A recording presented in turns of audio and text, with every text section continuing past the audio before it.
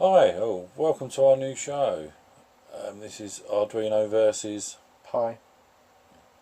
and this is effectively the first, well, the second, isn't it? But the first Yeah. show. And this is where we're going to have our first little play with these. We've got these, you won't see them, we'll show them in a minute. We've got these RGB LED thingies, Chinese made. Yeah, so for Things anyone anyway. that watched our original EM Shock Show, we did use one of these before. Now we've got two of them. Yeah, as the nature of the And show. we had the same problem when we got a second one as we did the first one. It had a load of solder balls all over it Yeah. with lack of quality control, and we had to clean it up with a fiberglass pencil. Yes. So I think that's the introduction bit done there, Dean, It might be. or ish, yeah. Should be. Right. Like me to start? Go ahead. Well, we've decided that we had to like these. Now the way these LED bits work is opposite to what I was hoping, isn't it? Yeah. You've got to drive the pin low to turn an LED on and high to turn it off. Yeah. Which already brought around a problem with the Pi. And the new Arduino. Due. Yeah, on the Pi, even when you put a pin to low, there's still enough current there to turn the blimmin' light on. So when you have it low, the light's on. When I put it high, the light's still on. Yeah, and I had major issues, with the Arduino Due. It seems, now until I can check out elsewhere, but when I set a pin Yeah. output state from high to low, it turns them all low. Yeah. So if I've got 10 pins defined, it would turn all 10 low, which it shouldn't do. And you then have to go back through and Turn turn them them ones, back off. yeah, /high, which is wrong the way around, but yeah. for these boards it's the But right I way. don't know it's supposed to do that because I did actually run this program before the Due turned up On the original on the original with a slightly different bit of code, and it worked. I would say slightly different. Obviously, this one I had to do all the pins, whereas on the other one I just turned an individual pin on and then back off. Yes. Whereas this one I've got to set all 3 RGB pins at the same time. Yes. So I've turned them all off and then turn one on. Yeah. And then turn them all off and then turn the next one on and turn them all off and that way through, and that's the same for all the individual LEDs. Yes. So to get white, for instance, I have to turn, on a specific pin, I have to turn all the pins off, including the RGB, Yeah. turn the actual LED pin on by putting it low, Yeah. then turn all 3 of the RGB on by Yes. putting them all low. Now, we're doing something basically called multiplexing, aren't we? Yes. Now, you can't actually have more than one colour on the display at one time. No. Well, you can, but then every LED that's on Would be. will get that colour. Yeah. And if you've got 2 colours, therefore it mix the 2 colours together. Both LED segments will light up at the same time. Yeah. So basically, what we're doing is we're playing We're with fooling the eye, aren't we? Yeah, we're playing with the refresh rate of the eye in such a way we've got updating so fast that it appears as if all 8 LEDs are on the same time, which I can actually show on mine with the keyboard interrupts which one was actually lighting up at that time. But also there is a way of changing the software just fractionally. I mean, I've got 4 lines of code there on mine, which I will be showing in a bit, that if I change the delay on it, I could force it so you could see them. Yeah. I don't know if you want to do that, and then Why not? can you do that on yours easily? Yeah, I made a function so I only have to change one line. Right, so if I go in, I could have done that. I could set a delay up somewhere. But if I just go in, I'll say, well, I don't know, 500 milliseconds, half a second. Let me just change mine as well. Now, for those that know the Due, apparently you have to erase it before you upload, Yes. because it's got an extra little button on it for erasing. Although You might as well my keep one it. seems to allow me to keep uploading and not erase first, Yeah. because the first bit it does is to do an erase. Yes. Now we'll show code later, but Both one. if we try to upload, Mine is going to be done so fast. It's unreal. Mine's done.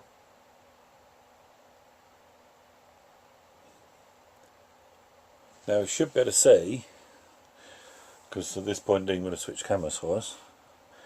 It should go red, red, green, green, blue, blue, white, white.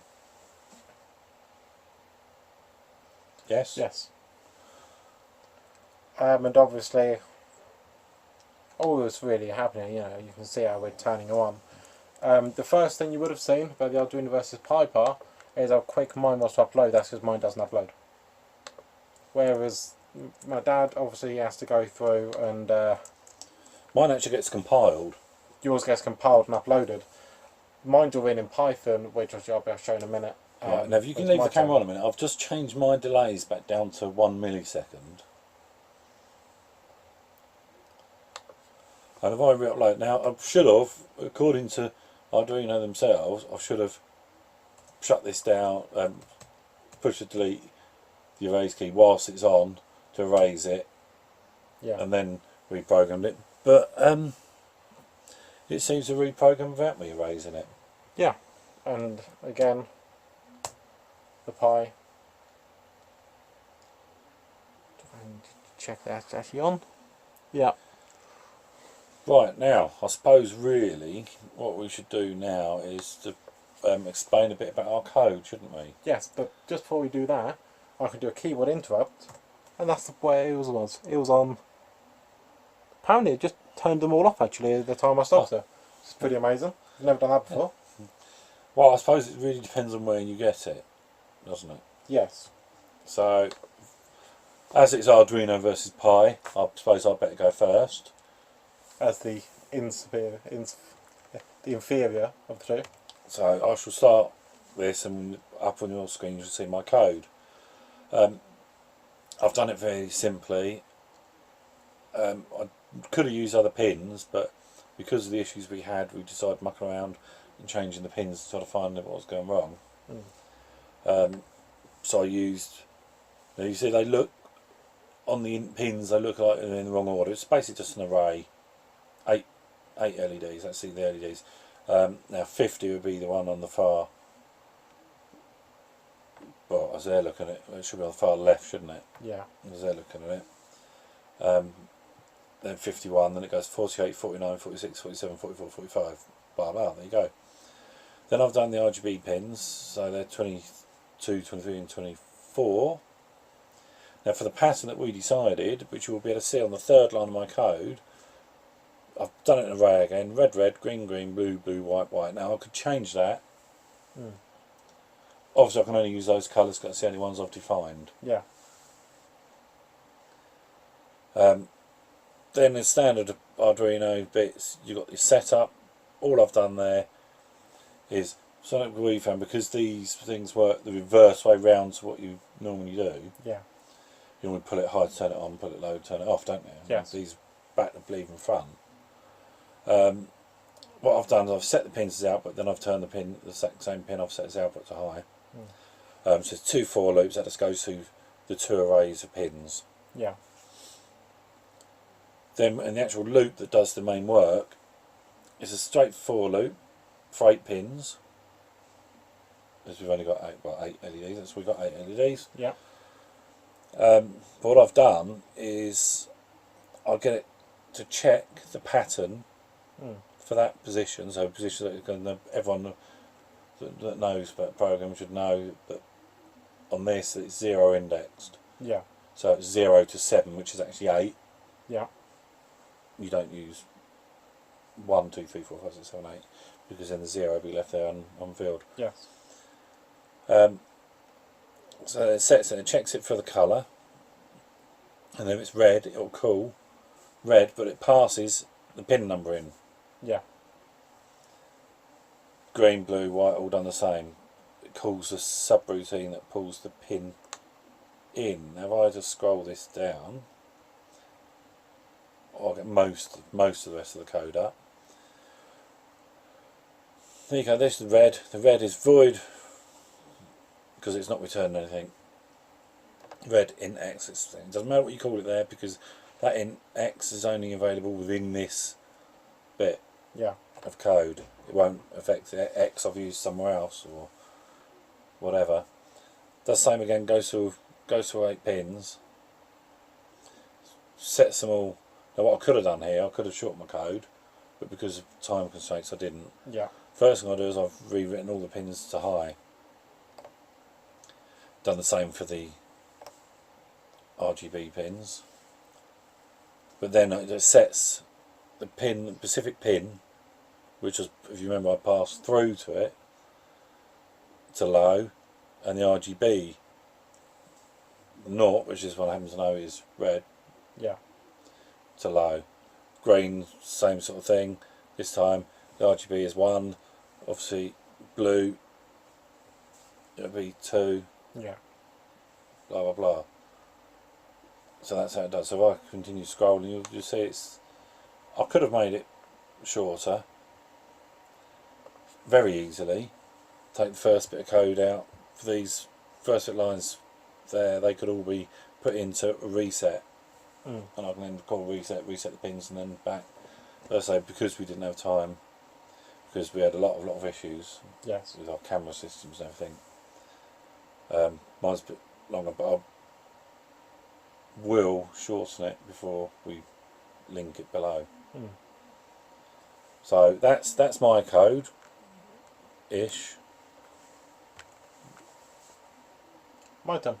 Your turn. Yes. So yeah, mine's pretty.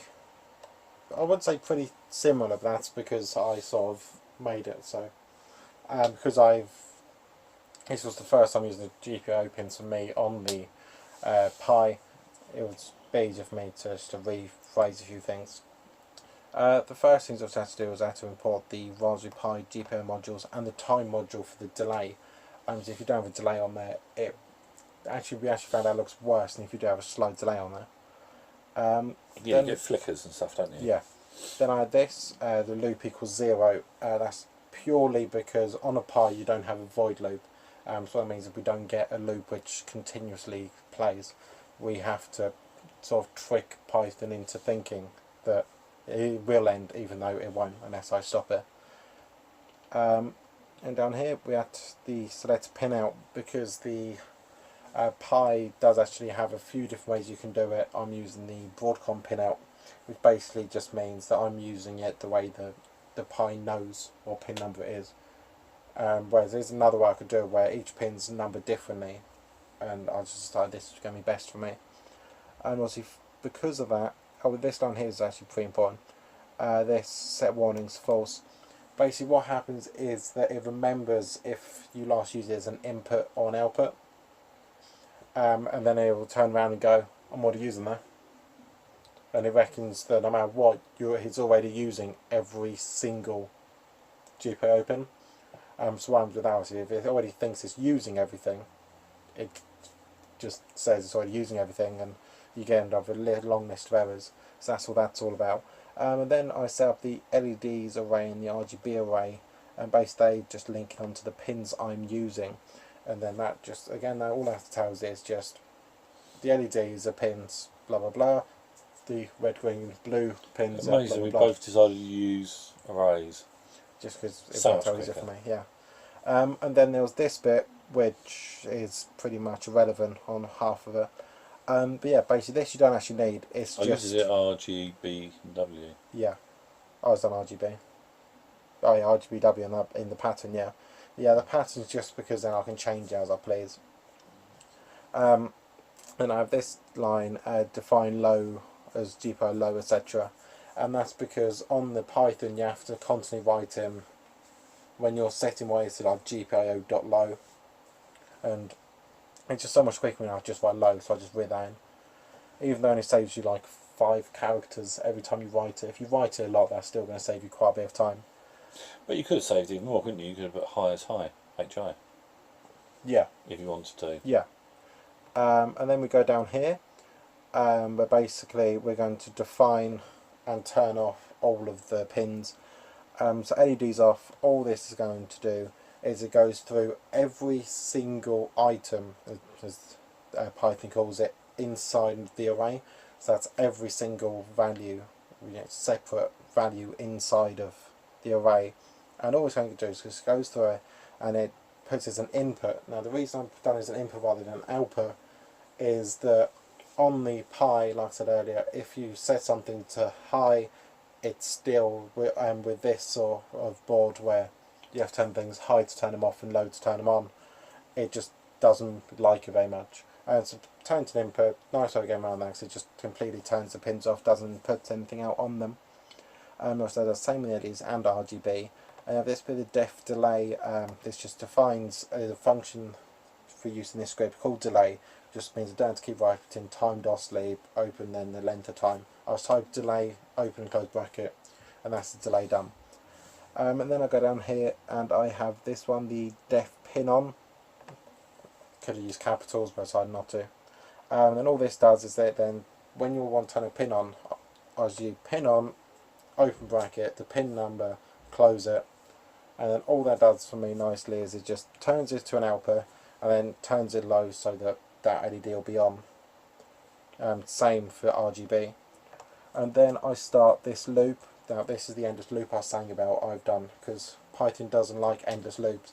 So I just told it while loop does not equal 1, if you remember correctly we said it earlier as 0, and there's nothing in this code that sets it to 1 at any time at all. And we then have this bit where we turn the LEDs off. That's this bit up here. It's all that does is going to turn everything off. All of them are now inputs. Nothing's going to be powered at all. And then I say it's on temp equals 0. Basically that's just a variable I'm going to be using to get the indents, then I can link whatever it is in the pattern to what pin it should be on. Then this 4-iron pattern, again just goes through every item inside the pattern and just goes through and just, and then for every item, again it's going to turn the LEDs off straight away, because obviously I don't want the last LED still on when I turn on my next LED. And then I do this one, LED underscore pin, which is just a new variable I've just set up inside this bit. And all this does is it opens up the LEDs and it finds where the indents of it. But basically all I've done now, the temp value increases by 1. So basically it's on 0 to 7, which is obviously a 0 indexed. And then all it does is it just finds out what LED pin it'll be using. And then it goes through and it finds out if it was red, green or blue, or red, green, blue or white, and then it just turns that pin on. So it turns on that pin and then the colour that's assigned to that, and then the colour pin obviously. So for white it will turn on everything, and that is actually the end of the code. Nice and short, a lot of things repeated. I could have made a lot simpler. I mean, I could have lost an awful lot of these lines down here quite easily, but like my dad said, you know, ease of access and just getting it done. I probably will change a bit, adding a few more comments, just Yeah, I've got to comment mine. yeah, just to make sure obviously everything is nicely explained. But that is the code for this one. So what I'm going to do, I'm just going to run mine again now, because on the Pi you do have to run it every time. And then also press Ctrl C right now, it does that keyboard interrupt I spoke about earlier. So, Which now brings us to the... oh, I thought you forgot. What did I forget? You've got to bring the other bits up. I did forget to bring other bits up. There will be a slight cut to this video, won't there? Yeah. Can you bring the bits up so we can pick another one at random? Yes. If we do next time. Although, we will cut it, and then magically I'll reappear, where I'll have the bots ready, and then we need to decide which one won. So we can start the score. So we need to give them points on Flourish. Well, so we can both use it, and etc. etc. Very easy for both to be used, isn't it? Yeah, it was a lot easier than I thought it would This be. one, I think some later episodes we do other things might be a bit more difficult. Yes. But anyway, I'm going to disappear for a moment and then appear So back. he's going to vanish, leave me on my own. Pick the camera back up and put it back up on my way out. Right, I'm back. So now, whilst I'm making the hole in the box ready, we need to decide who won. I don't know, it's a difficult one. If Isn't it, anyone really? did on this one. I mean, the only way you could really look at it is, well, I can actually shorten my code a hell of a lot more, Yeah. and I mean a hell of a lot. Because anywhere anything's repeated, Yeah. We could remove quite easily. so I can make mine a lot shorter. Yes. So now what I will do...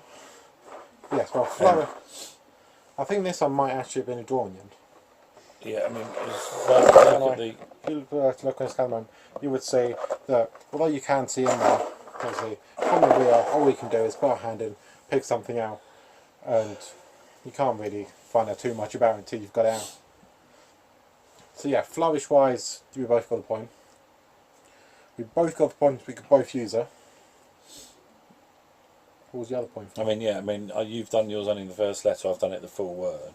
Yeah, that doesn't really matter. But that's really irrelevant. What were the rest of the points for? Well, the length of code, which you can't do really at the moment. Well, we can, because the only thing I'm going to be doing is adding comments. But I'll be adding comments, but mine's going to be a lot shorter. What it already is. I'm sort of tempted not to shorten mine. I'm only going to shorten mine because I only did it long, because we had other problems. Yeah, I will shorten it so the challenge can work. So yes, our code would have changed a bit by the next time. So I think we're going to have to neither get a point on the length. Yeah, we'll have to just discard length for this one. Was there anything else we had points for? No, not really. So it would be a draw, wouldn't it? Yeah. Wow. They drew. They both systems have managed to. Now the question is, do we both now do we say they're both equally as good or equally as Well, bad? it's too early to say. It is. Until one of them either can't do something or breaks. I mean, at this moment in time, they've both done exactly the same output. Yeah. I mean, now, I would personally say... I could animate it. Yeah. I would personally say that the Pi was quite difficult at the very beginning. Purely because I had a lot of issues being the GPIO pins. They're numbered in a weird way. Pins in random places are not what you want them to be. But apart from that, it's pretty straightforward. Yeah, I think the Pi loses out on its pinout, doesn't it? Yeah. But I think I can do another form of pinout where it's numbered like 1, 2, 3, 4, 5, 6, blah blah blah. But the only problem with that for me is that it would still jumble around in the code. Because I know I have two 5 volts up there, which would normally be 2 and 4. So then I've already got 1, 3. I have a load of pins down here I can't use. So, you know, I'd still end up with jumbled up mess. Yeah. So I might as well use the pin that we already know. As mine, pretty much anything. Time. But there is a caveat with this. The due is 3.3 volts. Yes. Not 5 volts. Not Although 5. it does have 5 volt output. Yeah. But you can't put a 5 volt input. No. That's where it's talking about 3.3. But for me, anything, I mean, this does technically like to be used on 5 volt, but it works on 3.3. I have got plugged into the 5 volt line on my Pi, rather than the 3.3 volt line. But the only issue is with what I can see. Actually, I'll put mine on 3.3. Yeah, I put mine on 5. And there's not really much difference. No, I mean, it's bright But enough. obviously, where you would have to use a 5 volt external power supply, I would. No, it's not. This does give 5 volts out. Right. What it means is on an input, Yeah. you can't input more than 3.3 volts. Yeah, which for us, we would have, if we were doing that sort of stuff, we But would take it to inputs, you somewhere don't else. really do a lot of No. anyway, do you? But when you could put a resistor in line and So I suppose couple of where resistors. normally one of us, the winner, would pick from the box. Yeah, I started the show. I'll let you pick from the box this time. Right. So obviously, yeah, where normally the winner would pick from the box, we don't have a winner, so we did have a tiebreaker winner. So I'm going to close my eyes and I'll put my hand in Feel there. for something he likes the feel of. No, actually this is all sticking in my fingers. None of it's particularly nice. It's all pins. We have actually got plans. Oh, to Ow, grab hold of something. ow. What's that? Oh, Ooh. up it's a nasty. It's a 4-button capacitive touch sensor. Yes. Yeah, believe it or not, getting stuff out of that box is actually blooming hard. That's alright, we're planning on doing something else later. We're planning on aren't doing we? something quite cool with that, yes. So that is the module for the next one. Ooh. Great. Looks like fun already. I suppose what we'll have to do is, I don't know if it's got LEDs on it. Yeah, it does. Yeah, So you better see the LED light up. yeah, which is good. But actually, I think we better not do that. No? Nope. Why not? Because these will light up anyway, but it doesn't mean you're interfacing to it, does it? Very true.